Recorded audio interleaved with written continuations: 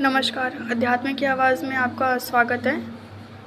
आज हम श्री लक्ष्मी जी के बारे में जानेंगे। इसी दिन समुद्र मंथन के समय क्षीर सागर से लक्ष्मी जी प्रकट हुई थी और भगवान विष्णु को अपना पति स्वीकार किया था। कथा इस प्रकार है कि एक बार भगवान शंकर के अंशभूत महर्षि दुर्वासा पृथ्वी पर विचर घूमते घूमते वह एक मनोहर वन में गए। वहाँ एक विद्याधारी सुंदरी हाथ में पारिजात पुष्पों की माला लिए खड़ी थी। वह माला दिव्य पुष्पों की बनी हुई थी। उसकी दिव्य गंध से समस्त वन प्रांत सुवासित हो रहा था। दुर्वासा ने विद्याधारी से वह मनोहर माला मांगी। विद्याधारी ने उन्हें आदरपूर्वक प्रणाम करके वह माला दे दी। माला लेकर उन्मत्त वेशधारी मुनि ने अपने मस्तक पर डाली और पुनः पृथ्वी पर भ्रमण करने लगे। इसी समय मुनि को देवराज इंद्र दिखाई दिए, जो मतवाले ऐरावत पर चढ़कर आ रहे थे। उनके साथ बहुत से देवता भी थे। मुनि ने अपने मस्तक पर पड़ी माला उतारकर हाथ में ले ली। उसके ऊपर भौरे गुंजार कर रहे थे। तब देवराज समीप आए। दुर्वासा ने पागलों की तरह वह माला उनके ऊपर फेंक दी। देवराज ने उसे ऐरावत के मस्तक पर डाल दिया। ऐरावत ने उसकी तीव्र गंध से आकर्षित हो सूंड से माला उतार ली और सूंघ कर पृथ्वी पर फेंक दी। यह देख दुर्वासा क्रोध से जल उठा और देवराज इंद्र से इस प्रकार बोले, अरे ओ इंद्र, ऐश्वर्य के घमंड से तेरा हृदय दूषित हो गया है, तुझ पर जड़ता छा रही है। तभी तो मेरी दी हुई माला को तूने आदर नहीं किया। वह माला नहीं, श्री लक्ष्मी जी का धाम थी। माला लेकर तूने प्रणाम तक नहीं किया, इसलिए तेरे अधिकार में से तीनों लोगों की लक्ष्मी श्री ही अदृश्य हो जाएगी।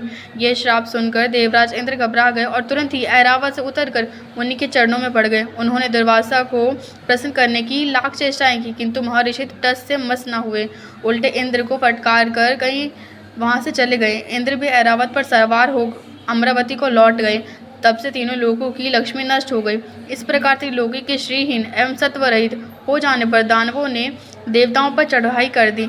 देवताओं में अब उत्साह कहाँ रह गया था। सबने हार मान ली। फिर सभी देवता ब्रह्मा जी की शरण में गए। ब्रह्मा जी ने उन्हें भगवान विष्णु की शरण में जाने की सलाह दी। उसके साथ वह स्वयं भी क्षीर सागर के उत्तर तट पर गए। वहां पहुंचकर ब्रह्मादि देवताओं ने बड़ी भक्ति से भगवान विष्णु का स्तवन किया। भगवान प्रसन्न होकर देवताओं के सम्मुख प्रकट हुए। उनका अनुपम तेजस्वी मंगलमय विग्रह देखकर देवताओं ने पुनः स्तवन किया। तत्पश्चात भगवान ने उन्हें क्षीर सागर को मतने की सलाह दी और कहा, इससे अमृत प्रकट होगा। उसके पान करने से तुम सब लोग अजर अमर हो जाओगे, किंतु यह कार्य है कि बहुत दुष्कर, अतः तुम्हें दैत्यों को भी अपना साथी बना लेना चाहिए। मैं तो तुम्हारी सहायता करूंगा ही।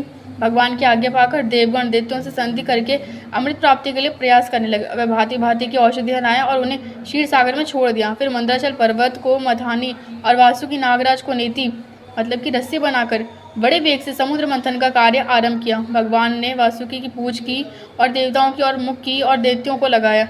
मंथन करते समय वासुकी की निश्वासिनी से झुलसकर सभी दैत्य निस्तेज हो गए और उसी निश्वास वायु से विकसित होकर बादल वासुकी की पूज की ओर बरसते थे, जिससे देवताओं की शक्ति बढ़ती गई। भक्त वत्सल भगवान विष्णु स्वयं कच्छ रूप धारण कर क्षीर सागर में घूमते हुए मंदराचल के आधार बने हुए थे। वही एक रूप से देवताओं में और एक रूप से दैत्यों में मिलकर नागराज को खींचने में भी सहायता देते थे, तथा एक अन्य विशाल रूप से जो देवताओं और दैत्यों को दिखाई नहीं देता था, उन्होंने मंदराचल को ऊपर से दबा रखा था। इसके साथ ही वह नागराज वासुकी में भी बल का संचार करते थे और देवताओं की भी शक्ति बढ़ा रहे थे। इस प्रकार मंथन करने पर क्षीर सागर से क्रमशः कामधेनु, वारुणी देवी, कल्पवृक्ष और अप्सराएं प्रकट हुई। इसके बाद चंद्रमा निकले, जिन्हें महादेव जी ने मस्तक पर धारण किया। फिर विष प्रकट हुआ, जिसे नागों ने चाट लिया। तदनंतर अमृत का कलश हाथ में लिए धन्वंतरी का प्रादुर्भाव हुआ। इससे देवताओं और दानवों को भी बड़ी प्रसन्नता हुई। सबके अंत में क्षीर समुद्र से भगवती लक्ष्मी देवी प्रकट हुई। वह खिले हुए कमल के आसन पर विराजमान थी। उनके अंगों की दिव्य कांति से सब और प्रकाशित हो रही थी। उनके हाथ में कमल शोभा पा रहा था।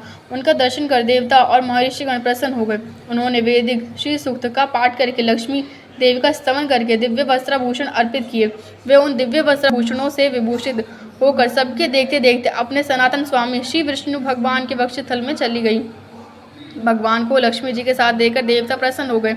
दैत्यों को बड़ी निराशा हुई। उन्होंने धन्वंतरी के हाथ से अमृत का कलश छीन लिया, किंतु भगवान ने मोहिनी स्त्री के रूप से उन्हें अपनी माया द्वारा मोहित करके सारा अमृत देवताओं को ही पिला दिया।